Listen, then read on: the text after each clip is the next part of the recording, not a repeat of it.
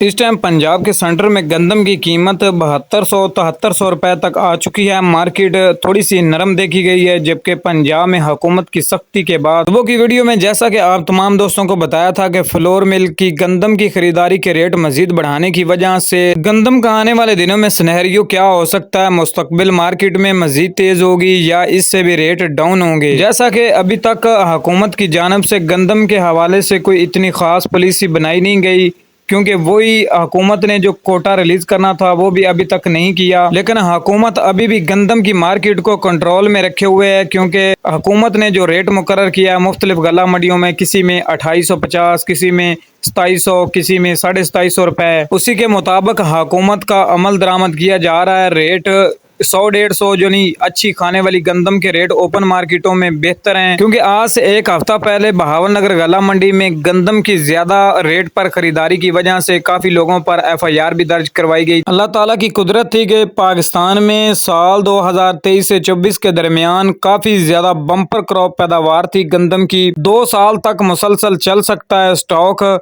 लेकिन देखा जाए तो इस टाइम मार्केट में फिर से तेजी बढ़ना शुरू हो चुकी है। और दूसरी तरफ सरसों मार्केट में भी इस टाइम शानदार तेजी। फकीर वाली गला मंडी में सरसों की मार्केट 7400 से लेकर 7500 रुपए तक फी मन। अभी पंजाब में मूंजी का सीजन भरपूर हो चुका है। काफी ज्यादा दोस्त गंदम से निकलकर आगे मूंजी में इन्वेस्ट करना चाहते हैं, चावल की खरीदारी या मूंजी में। और कुछ दोस्त ऐसे भी हैं जो अभी तक गंदम में फंसे हुए हैं, जिनकी शुरू में स्टार्टिंग में खरीदारी 3200 और 2800-2700 की थी, लेकिन मार्केट में इस टाइम भी कीमतें 2600, 2650, 2700 रुपए तक। इस टाइम गंदम तो मंडियों में ना होने के बराबर है, क्योंकि ज्यादा जो भरपूर सीजन आ चुका है वो मकई, मूंजी 1509, कैनात 1121, 1692, 1847 और हाइब्रिड इकसाम। और गंदम के सौदे तो मंडियों से बाहर ही हो रहे हैं, जो कि रोनाबाद गला मंडी में आज भी गंदम की शरह बाजार 2800 से ऊपर है, जबकि इस टाइम रहीमजर खान गला मंडी में 2700 रुपए तक। जैसा कि तमाम दोस्तों को बताया था कि आने वाले दिनों में गंदम के हवाले से बड़ी बड़ी खबरें सामने आएंगी।